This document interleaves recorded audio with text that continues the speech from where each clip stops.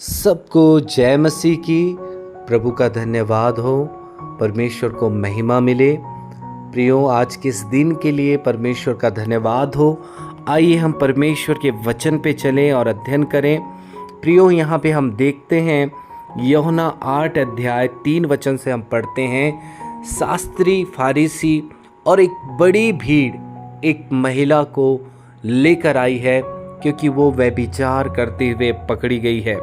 और उन्होंने यीशु से कहा, गुरु, यह स्त्री व्यभिचार करती पकड़ी गई है और मूसा की व्यवस्था में मूसा ने हमें आज्ञा दी है कि स्त्री पर पथराव करे। प्रियो, और यहाँ पे हम देखते हैं कि स्त्री को लाया गया है और लोग उसे पत्थर से मार देना चाहते हैं। और यहाँ पे यीशु मसीह ने क्या किया प्रियो? यीशु ने कहा, तुम में जो निष्पाप हो वह सबसे पहले उसको पत्थर मारे।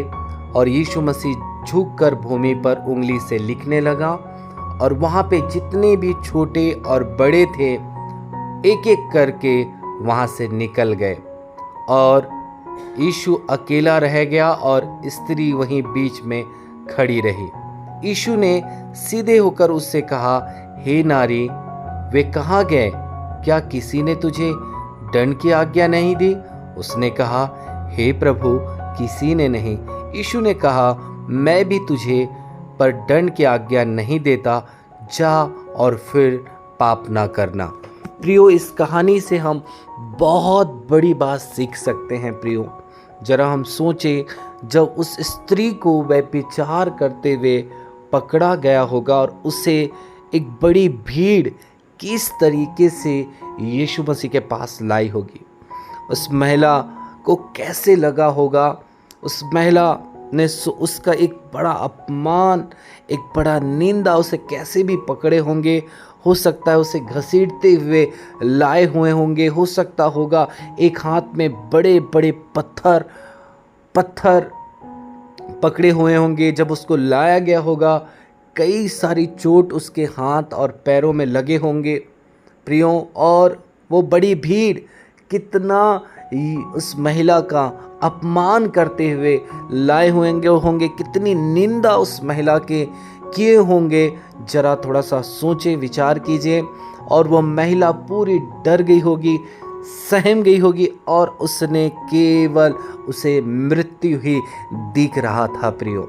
लेकिन यीशु मसीह ने जब उस भीड़ से बातें की कि जो निष्पाप है वह पहले पत्थर मारे और सब लोग अपने जीवन को झांके, तो सच में उनके जीवन में पाप था। और इस बात को सुनकर वो उस स्त्री को वहीं छोड़कर चले गए। और यहाँ पे एक अद्भुत बात प्रियो जो मैं आपको बताना चाहता हूँ, यीशु मसीह ने उस स्त्री से क्या कहा देखते हैं। तो यहाँ पे ऐसा लिखा है 10 वचन, हे नारी, वे कहाँ गए?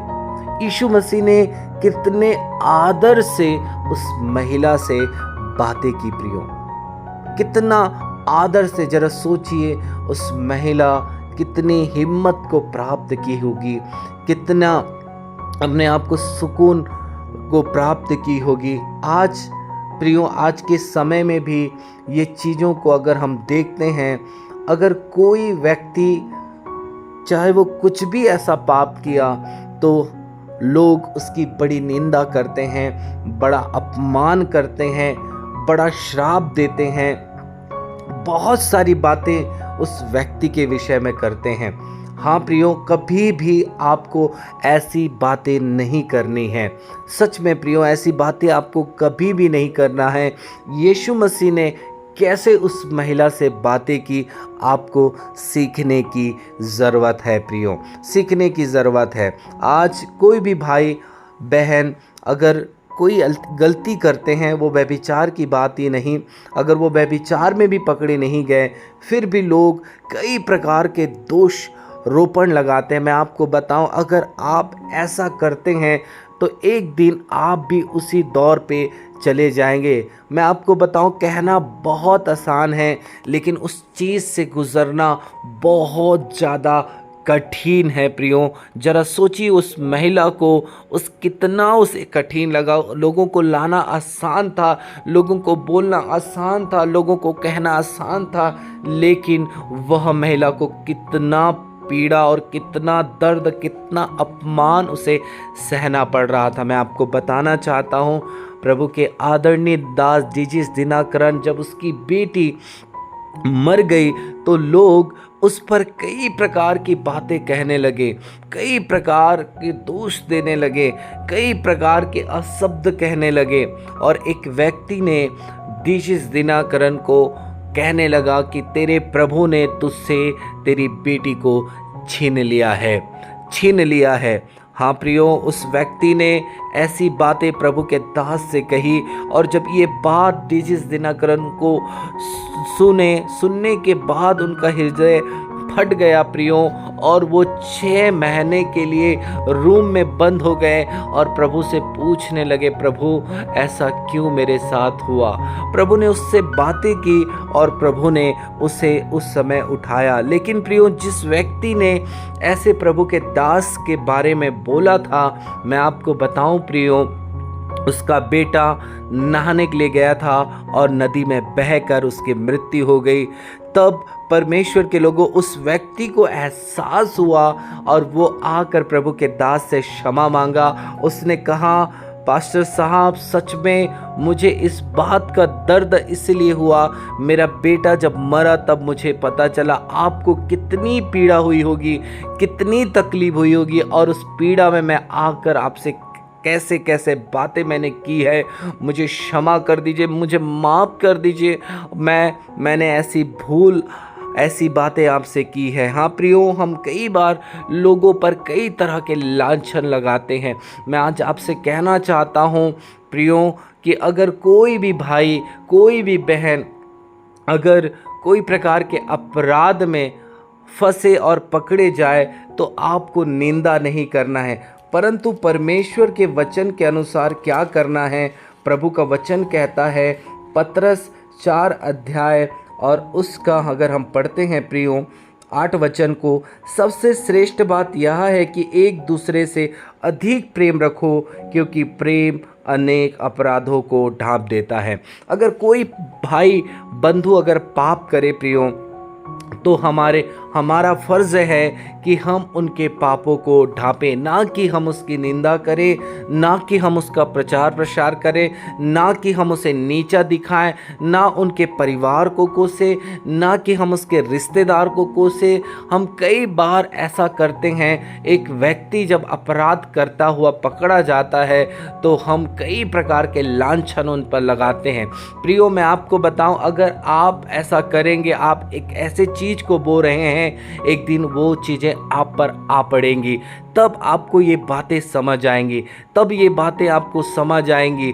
बोलना बहुत आसान है, कहना बहुत आसान है। उन लोगों ने उस स्त्री का कैसे कैसे बातें नहीं किए होंगे, लेकिन यीशु के जीवन से सीखें। यीशु ने कहा, हे नारी, किसी ने तुझे दंड नहीं दिया और मैं भी तुझे दंड नहीं देता हूँ, तो फिर से पाप ना करना। जब हम एक व्यक्ति के साथ प्रेम भरा व्यवहार करते हैं प्रियो, तो होता क्या है, सचमुच उस स्त्री का जीवन बदल गया होगा, क्योंकि वो आज मरने वाली थी, लेकिन यीशु मसीह ने उसे जीवन दान दिया, यीशु मसीह ने उसे बचाया, यीशु मसीह ने अपने प्रेम को प्रकट किया।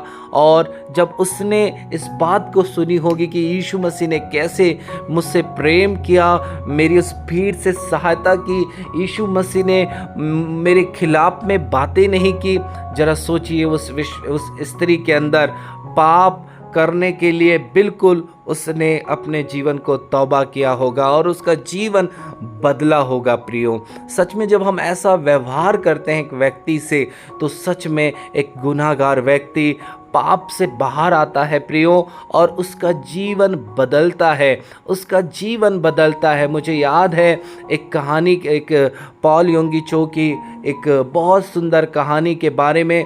एक परिवार से एक बेटी घर छोड़ के चली गई, और जिसके कारण उनके माता पिता बहुत दुखित थे, बहुत परेशान थे। बहुत सारे लोगों ने निंदा किया, अपमान किया, परंतु उस परिवार ने लगातार प्रार्थना की और प्रियो वो बेटी निकली तो थी बाहर जाने के लिए, लेकिन प्रभु ने उसके मन को बदला और वो घर लौटी। और घर लौटने के बाद प्रियो उसके माता पिता ने उसे गले से लगाया और प्रेम भरा व्यवहार किया। मैं आपको बताऊं, उसको कोसे नहीं, उसको नीचा नहीं दिखाए। मैं आपको बताना चाहता हूं, वो सोच रही थी कि आज मैं घर लौटूंगी और मेरी माँ मुझे घर में घुसने नहीं देगी, मेरी माँ मुझे मारेगी, मेरे परिवार वाले मेरे अपमान करेंगे। लेकिन वो बड़ी हिम्मत से घर लौटी, लेकिन उसके माँ ने उसे मारी नहीं, परंतु उसे गले से लगाई, उसे चूमी, उससे प्रेम की। और प्रियो हुआ यूं कि वह बेटी प्रभु यीशु मसीह पर विश्वास करके प्रभु पर विश्वास करने लगी कि मेरी माँ और मेरे पिता ने मुझसे प्रेम किया। और उसके बारे में मैं बताऊं, वो बहुत बड़ी प्रचारिका बनी। हाँ प्रियो, जब हम ऐसा करते हैं तो एक व्यक्ति पाप से बाहर आकर मसीह जीवन में आगे बढ़ता है। इसलिए कभी भी कोई भी व्यक्ति किसी के खिलाफत बात ना करे। आइए प्रियो, मैं आपके लिए प्रार्थना करूंगा। आप सब इस वचन को बड़े ध्यान से अपने जीवन में उतारें। अगर कोई किसी ने ऐसी गलतियां की है तो आपको चाहिए कि आप उनके पापों को ढांपें, ना कि उजागर करें। अगर आप लोगों के पापों को ढांपेंगे तो स्वर्गीय पिता भी आपके पापों को क्षमा करेगा। लोगों को माफ़ करेंगे तो प्रभु भी आपको क्षमा करेगा और आपको भी प्रभु आगे बढ़ाएगा।